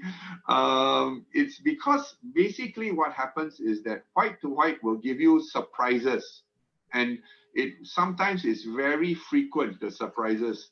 So I never had any surprise until my Artemis 2 broke down and I didn't get my Insight 100. So that was like so frustrating. It was like, that was my first and only missized ICL. It's like, oh, I was crying inside. I should have delayed the patient. On hindsight, I should have delayed it until I got the Insight 100 to do it for her. But you think about it and you say, oh, you might as well just do the white to white, and then so that was a disaster. That was a real shame. And the patient was such a nice patient too. I felt really bad. So I will never do ICL implantation without an STS from a high frequency digital ultrasound, very high frequency digital ultrasound, because I think it's just unfair to the patient.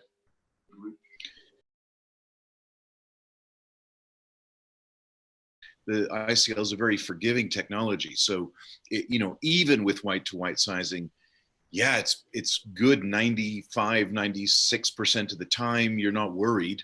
And maybe 2% of the time, you're like, wow, I better watch this thing carefully. And then 1 or 2% of the time, you're like, there's no way I can leave this lens in there. It's dangerous. Yeah. And I think when people talk about, well, my exchange rate is only 2% or 1%, I was like, yeah, but exchange means you won't dare leave it in the eye. That's like the limit. Whereas, saying, well, it's a bit high or it's a bit low, but let's see how it goes. That's not a success story, for anybody. No, I think it's also, your heart, when you do this kind of surgery without the ultrasound, when you see your patient come in the door, your heart is going a bit faster. You don't know whether your chamber is going to be really shallow or you don't know whether the lens is going to be smack on the on the lens. You know, it's like, oh, you know, and that gives you all the white hair, you know, and all the stress for nothing. We want stressless surgery, okay? We want stressless surgery, and you know, once we can get stressless surgery, you see the ICL will just take off like a rocket. You know, it's even more stressless than if you can predict all these things more accurately, everyone will do it. Every cataract surgeon has the ability to do ICL surgery. I mean, it's easy. It's just that the fact that you can't size it accurately, that drives me crazy sometimes. Okay. Well, I think, Jerry, I mean, would you agree that one of the reasons why the ICL isn't more popular than laser, which it easily could have been, because there's more surgeons who know how to do cataract surgery and not cornea than surgeons that do corneal surgery? Yes, definitely. So everyone has the skills for cataract surgery. Yeah. Why isn't ICL more popular than laser? And I'd say it's because everyone gets shy of it when they get these, you know, crazy volts and, you know, angle closures. And, yeah. And cataracts in young 27-year-old high myopes is the last person you want to do a cataract surgery. Correct. And the thing is that you can just imagine, you know, you don't even have to worry about posterior capsule. You just imagine, you know, when you do a cataract surgery, you're always worried about breaking the posterior capsule. The posterior capsule is not even there. I mean, you know, all you need to do is be careful. You don't poke the anterior chamber, the anterior surface of the lens. That's it, you know. And that's easy. Most of us, when we do cataract surgery, we stab the eye. We never touch the lens, you know. So this is something that is in the wheelhouse of every cataract surgeon. In fact, I would give up cataract surgery and still continue doing ICL, because I think ICL is easier than doing cataract surgery.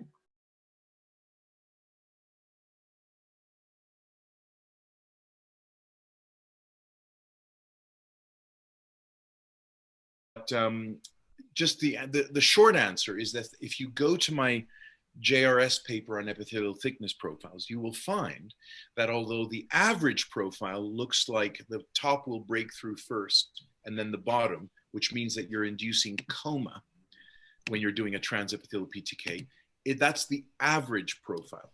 So here you are. Here is a cylindrical epithelial profile in a normal eye, a virgin eye. So if you do a transepithelial PRK, you're going to induce cylinder onto the stromal surface. This eye, you can see that the epithelium is thinner in the center and thicker in the periphery. So you're going to break through in the center first and later in the periphery. So you're going to induce a hyperopic shift from the epithelial profile. And the fact is that if someone were to do a properly controlled trial, not the one that's already published, which just shows that the means are the same, but an outlier analysis of trans-PRK versus advanced surface ablation removing the epithelium with alcohol, you'd find that you're going to have less outliers if you do alcohol removal than if you do trans-PRK. That's a fact. Now, it's only a few eyes because, as you can see, most of the time, the profiles are just coma. So most of the time, you're just going to introduce coma onto the stromal surface, which also isn't great, but most patients don't notice a little bit of coma. I mean, that's how the oculentis works, right? The plus 150 has a little bit of coma in the eye, and most people get used to it. So trans-PRK, in my view, is not a great procedure compared to regular PRK, although it does have certain advantages, which I agree on. It does heals faster, whatever. But trans-PRK isn't going to be really good until we're measuring the actual epithelial profile and ablating it directly with the excimer laser. So I hope that answers your question.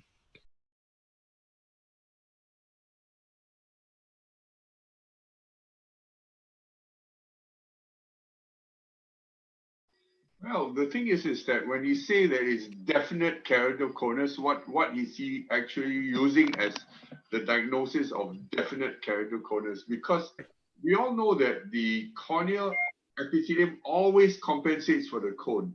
So if you see an abnormal topography and it looks like a cone, but the epithelium is normal, then I would say that Something's wrong here. It's probably one of those people who have basically an abnormal cornea, but it's not keratoconus. If that's understood.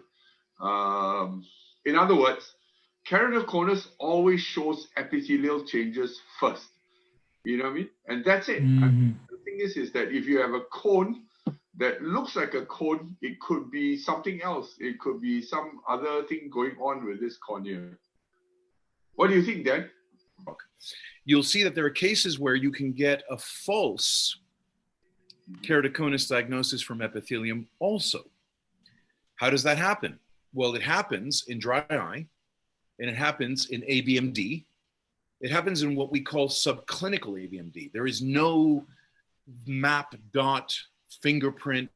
There's nothing on the cornea, but the epithelial profile is irregular, and that's because of reduplication errors, which you can't see at the slit lamp. It doesn't cause irregularities that will have negative staining. And your epithelial map enables you to diagnose ABMD in those cases. So I show in this talk cases where you can have epithelial profiles that are classified by the RSK as keratoconic, but they're not. So remember, I showed you that the sensitivity and specificity is better than any tomographer or topographer in the world, but it's not 100%. You still have to use your clinical judgment.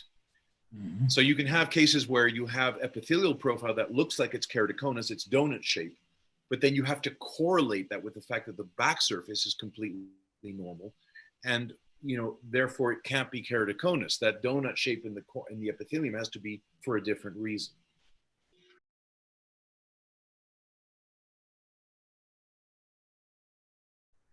If the epithelium does not have focal thinning, where the back surface has made the machine tell you it's definitely keratoconus, I think it isn't keratoconus, guys. Because keratoconus involves thinning and steepening, and the front and back surfaces are yoked. Yeah. If they're yoked and you have an anterior surface extrusion, by definition, you'll have an epithelial thickness profile focal thinning over that extrusion. So I showed you that wild case with the keratometry of 55 with the high myope. It was a corneal myope, if you like. The axial length wasn't that long, but he had a very steep cornea. So it was a corneal myope. So yes, I think you're right. And then now having said that, you've got to use your clinical judgment. Nothing is going to give you nothing is going to give you a guaranteed answer using one test. And I like the way Renato Ambrosio is talking about keratoconus screening now. He talks about the fact that we need to be multimodal in the way that we're talking about diagnosing keratoconus. We need to look at the topography. We need to look at the tomography, the back surface. We need to look at the epithelial profile. We need to also look at possibly at the mechanics of the cornea with the corvis. Maybe that's just one other piece of information. And we have to be multimodal about this in terms of being certain. And of course, even if we're certain, it's biology, so we're always going to be wrong sometimes. But I think that if you're not using epithelium, you are at a big disadvantage in 2020.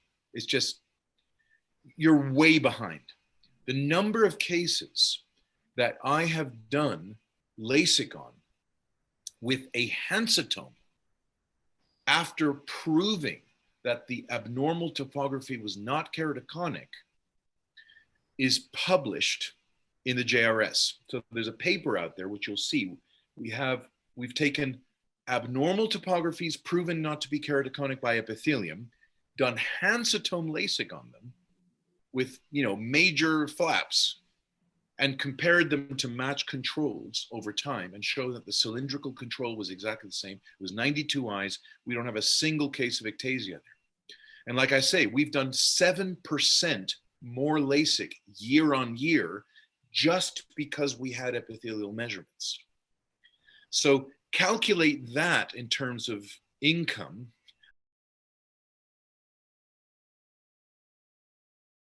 Ten patients at $6,000. that you wouldn't have otherwise done, you've now paid for your device. And that's like the cold statistics. Let's think about it the real way around, the way that got us into like applying to medical school. Do no harm, prevent ectasia, give patients, and don't deny someone LASIK when they could have had LASIK. The epithelial map puts them in the OR rather than keeping them outside with a cross-linking and an ICL, which is, yeah, it's an option, but it's a hell of a lot more work than a 3-minute procedure that heals in 3 hours called LASIK. So we have, I know there's people out there saying that ICL should be the only procedure. It's like, no, of course not. It is not reasonable to offer an intraocular surgery to a patient who's perfectly acceptably can have an extraocular procedure. I mean, that's economically, that might not be the way the market goes because there are more cataract surgeons than LASIK surgeons. But I mean, if patients knew as much as we did, they wouldn't choose an intraocular surgery versus an extraocular surgery if they had the choice and the knowledge to know about this difference. And the epithelial map is going to take you there 95% of the time. You've got to be a clinician still. I mean, I get inundated, unfortunately, with can I do this case or not emails from ArcScan users. Look, I'm not complaining because I'm delighted that people are using the damn thing. But the fact is, you don't need confirmation from me every time. If it doesn't look right, then don't do the surgery. I mean, you can't be right 100% of the time. And I'm not smarter than anybody else. I'm looking at the same data and I'm saying, well, this focal thinning, it's right where the back surface is. Even though the machine tells you it's not keratoconus, I would say don't do a corneal procedure. If it's a -1, yeah, do PRK. But if it's a -5, I'd say no, don't whack out all that tissue out of a cornea that already has those features. Even if you're legally sound in court because the tomographer says it's normal. The fact is, I believe over the next few years, it's going to become legally unsound in the case of ectasia to not have used an epithelial map. I mean, 2015, we're now 5 years from the first approval of epithelial maps by ultrasound and by OCT.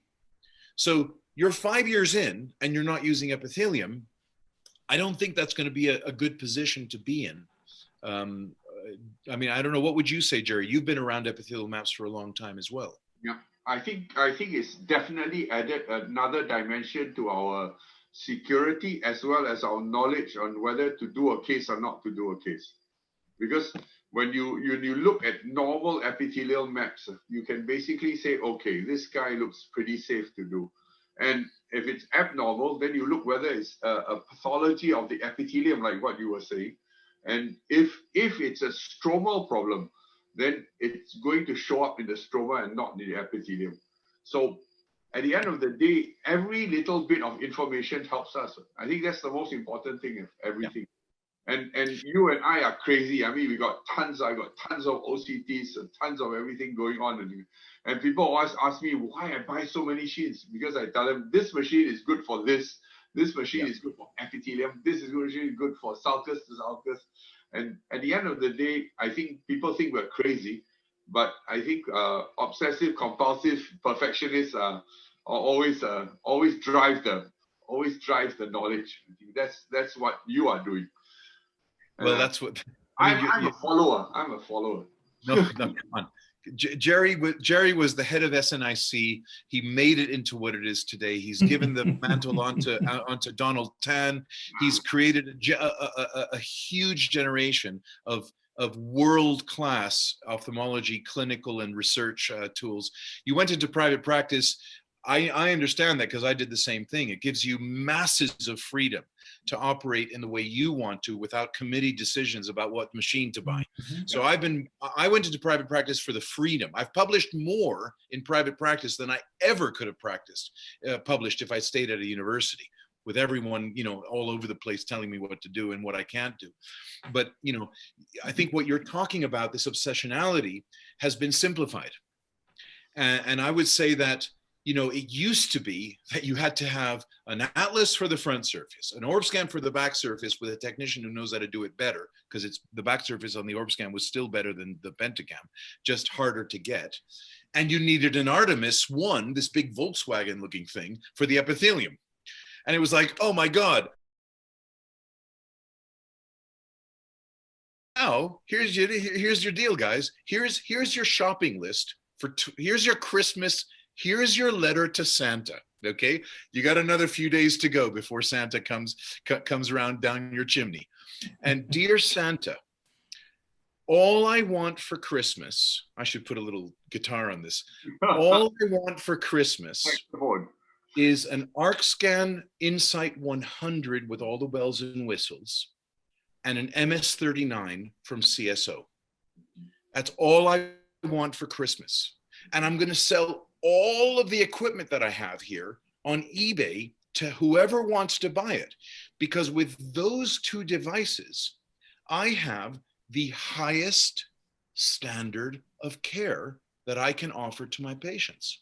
And I'm going to reduce my own anxieties and my own pitfalls and cul-de-sacs that I get into with not having the diagnostics in advance. I've got my OCT for the cornea. I've got my anterior segment OCT. I've got my airborne instantaneous measurements.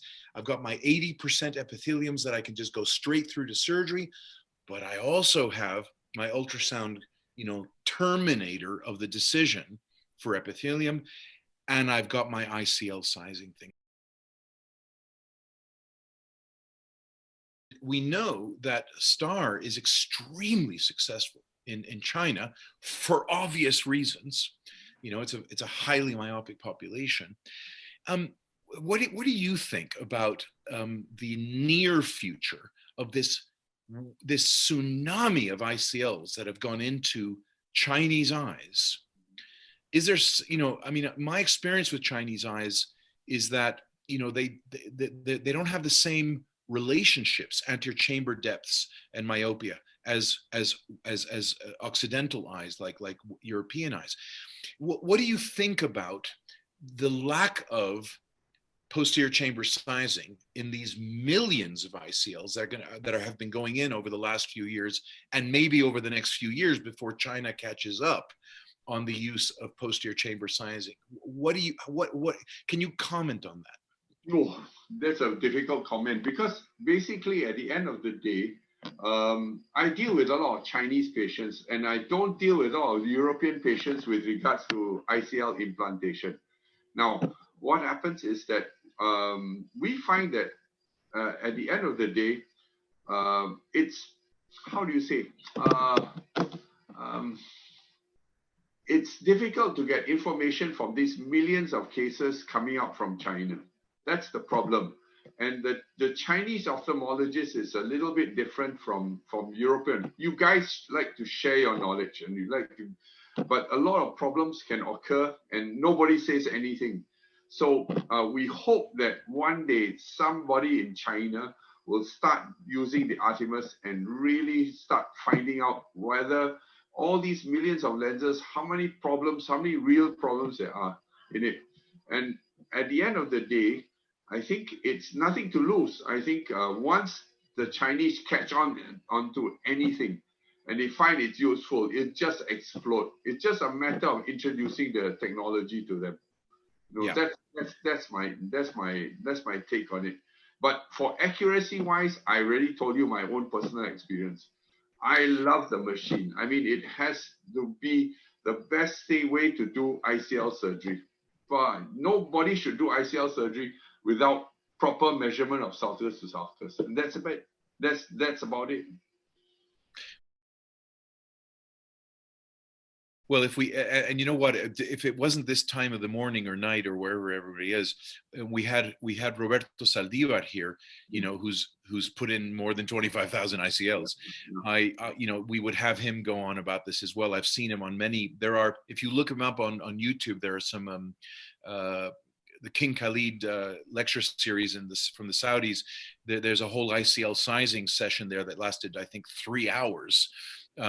Where Saldivar was going on and on and on about how critical this new technology is for bringing ICLs to the safety that they deserve. Because, let's be clear, the ICL is an incredible product. I mean, if that thing is in the right size, you can leave it in the eye. We know that. There's 20 years. You've been putting them in since 2006. I chickened out. I only started after Carlo died, and I had to put them in to finish the work. He was like, well, he's not here. I got to do this myself now. But I was chicken because of the sizing issues. I mean, there was one eye in the UK that went blind because of angle closure. It had aqueous misdirection syndrome. And, there's nothing, it's incredibly, I would let that guy do my cataract surgery. He's one of the best cataract surgeons in the UK. But it was not his fault. It was unable to prevent that angle closure, which led to aqueous misdirection. When they were apparently they were in the OR at 2 a.m. trying to lower the pressure. It was too late. The eye went NLP. And I don't care whether it's inconvenient. I mean, there's a lot of commercial arguments against doing ultrasound scans.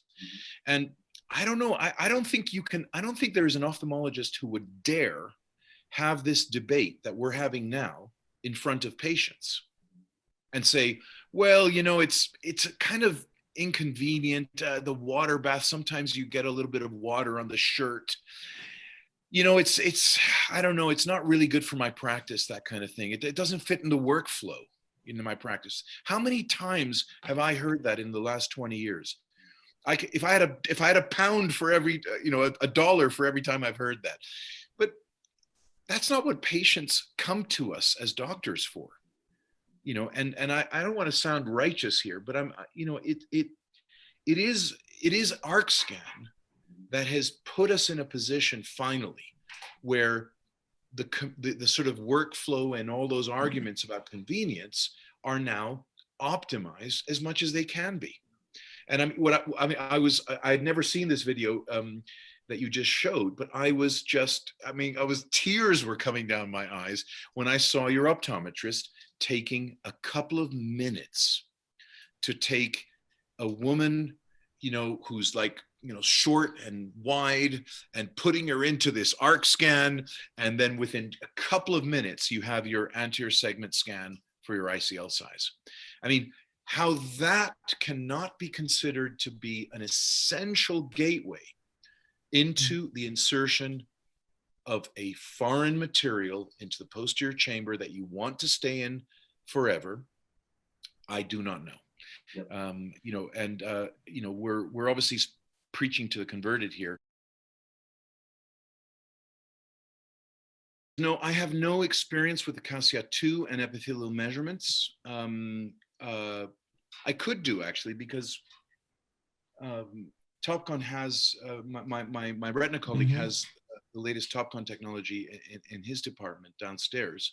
But look, I would say that, yes, it must be the same, because OCT cannot resolve the tear film from the epithelium, not current OCT. There are experimental OCTs, but the laser sources are treble the price.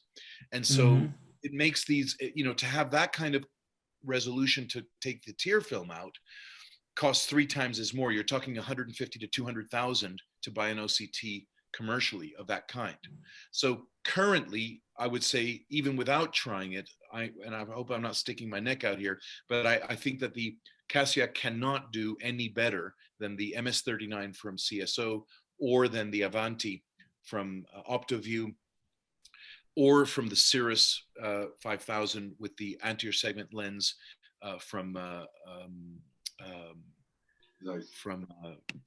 Zeiss. From Zeiss, yeah, exactly, from Zeiss.